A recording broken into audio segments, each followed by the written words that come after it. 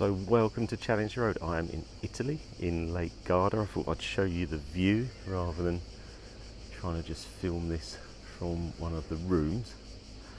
It's the first time I've been to Lake Garda, but come over here and have a look at this view because it's in a lovely villa here. And while I've been here, see, when I'm on holiday, I'm normally looking at cars. So I have been. So I thought we need to do something like a little Q&A on supercars. What do you think about that for a view then? That's where we are. It is beautiful down there, even down the restaurants. Obviously I love Italy anyway. All the Lancias and that I've got, all the cars that are built here. Let me zoom in, hold on. Go right in. So yesterday we had a boat ride out all the way up the lake. It's weird because you think it's a sea, but it's actually a lake, and it's 300 meters deep in places apparently. Very deep. I haven't seen that many fish, a few fish, but not that much. But no, it's a lovely place. So what I'll do, I will crack on now with what I think's happening in the supercar market, because it's quite interesting that prices are really falling. And I thought I'd have a look back through some of my old videos and see if I was right with a lot of things that are happening. It looks like they are happening very fast. So yeah, let's start off with some of the cars. Right, let's make it a bit of a Q&A. Maybe there's cars you're thinking about as well that are dropped in value now. I've chose this position because I just thought it's a lovely view of the lake. I love coming down here. I've been out here about a week now. Going to go on to Venice soon, but I love Italy, as I said before. And yeah, we've really enjoying it so far. But on the car thing, obviously we're on holiday trying to relax, but I relax by looking at cars and just keeping an eye on the market. And it's definitely dropping in some areas and quite a lot, and there's a lot of value there now. And you know, the videos I've done in the past where I've said that, you know, there's just too many supercars out there, and it's too many in this sort of segment of say 100 to 350,000 pound. And the other problem is there's not a huge amount of differential, and what I mean by that is all of them are really good, all of them are really fast. In the old days you used to have some cars that come out that were expensive that actually wasn't very good, but all the cars are good, you know. I'm going to start with Porsche and start with 4-litre Porsches, and also just the Porsche values. I went into Porsche the other week, had a look round. They had a yellow 992 GT3 RS. I saw a 911 GTS, and I couldn't believe the price of it. It was a coupe. I don't know if it was limited edition. It was like black with red, and it was 156,000 new. 156,000. I couldn't get my head around it because I remember GTS's, you know, being 65, 70k, and I thought that's never going to hold its money. And especially now, I mean, in the 4-litre side, like a GT3 Touring, we're seeing them at 140, 145. I know you're seeing a lot online at higher prices, but I don't think they're going for that. So I obviously bought a 4-litre Porsche again recently, and I thought it was the only one I felt sort of is going to hold its money well, and I went for the 991.2 YSAC pack. And I did say to friends I've got in cars that if these go below 200k, then I think I'm in, and I did, and I'm in the car. I'm really happy with it. I'm not lying, I'm going to miss it, and I'm missing it now, but there's not, you know, that many that aren't losing value, and I think some of them are going to go under list. There was lots of cars like a Dakar, Sport Classic. I mean, even though they were using the 3-litre turbo, these are still limited edition Porsches that are out there. So your choice is just too high. It's too many cars. I think, as I say, the 991.2 GT3 RS is going to go down as one of the greatest ever cars. I really like the 911R as well. That's obviously a lot more money. But obviously if you're in that marketplace at the moment and you did stay out, or maybe you sold your car and thought you just want to come out because you had overs, these GT3s were 250,000 a year ago advertised. You're now at 150, so you're hemorrhaging a big loss. Also, the interest rate's so high on the cars, and just in general, if you're changing your mortgage, you're going to have, you know, a huge amount more to pay. If you're on 1.5% deal and you go to 4, 5, 6%, it's a struggle. So I think that mid-market where everyone had it too good is way on the way down, and is almost, I'm trying to think where the low is. I don't think it's there yet. I'll give you another car that I recently sold, Lamborghini STO. Obviously they were 300 plus. I've seen them now 250s.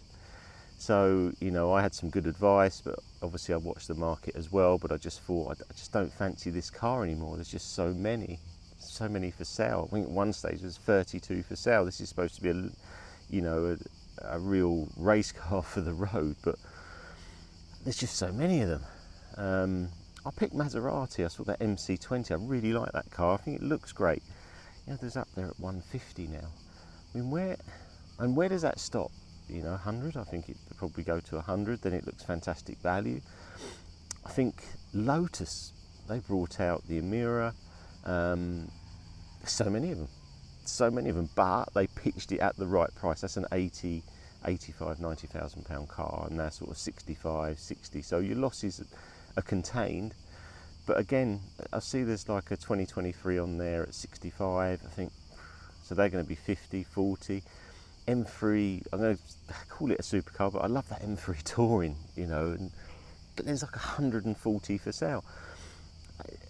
It's just crazy numbers. They're just making so many, and I don't know if it was just because they got the electric coming through, so they're trying to make so much money out of these petrol engines that they just flooded the marketplace.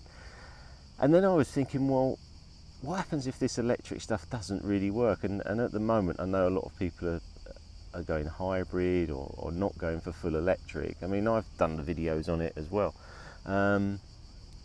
Would that then push up the prices of the petrol cars? It doesn't seem to be happening at the moment. Ferrari announced a battery warranty, and I can't remember how much it was. Is it £5,000 or £6,000 a year for a battery warranty? That's on top of the other warranty. That's crazy. That's for like SF90, 296s. So they're going to plummet in value, because when them service plans ends, you've just got so much cost to run. Aston Martin. Let's have a chat about Aston Martin. Again, a car. I've had one Aston Martin I've made money on, which was the GT8. It's the only one. And that may be a bit fluky because of lockdown. But some of those cars, I mean, I saw some limited edition ones that are like 360 that were $1 million. I mean, it's just that the drops are just unbelievable. But I think for us at the moment, where you've got the interest rates high, the price of the car is almost adjusting to when we had low interest rates. That's the way I see it. And as I say, it's just an open sort of video really to say, what are you thinking about? And where's the bottom? I mean, I say it's a supercar, but M5 competition 4-wheel drive, I'm seeing them down at like under 40. I think, where have we had 4-wheel drive 600 horsepower cars like this that are phenomenal at under 40k? And the other thing is, it looks so much value when you have an electric car coming out at 40, 50, 60, 70, 90, 100k, doesn't it? Looks amazing value. The Aston Martin DBX, I think about that, it's a really nice car. I remember I put up there, these are going to be under 100, and people were saying, Richard, they won't go under 100. Well, they're up there at 85 now. I think they're going to be under 70. You put a big, you know, massive engine in an SUV, it's not the thing these days for dailies, the cost to run, etc. But yeah, it's going to be interesting times. I really actually like it. I like that the cars are now down in a space that more people can come in, and I think that the cars before have maybe been a bit of what I call gambling. You're gambling on having a car and hoping it holds its value or goes higher, or you're trying to get that allocation and flip it, keep it, and hope that residual would be there. And I think that it's not. And I think, you know, I'm looking at a few cars while I'm away. I can't say all of them because my wife might see the video, and also there's a big auction coming up later in August, and there's a really special car there that I really want. But the other car was 992 GT3 RS. Now I think there's 23 for sale today. It's a lot of cars, and I really like that car. I think it's going to be under 200.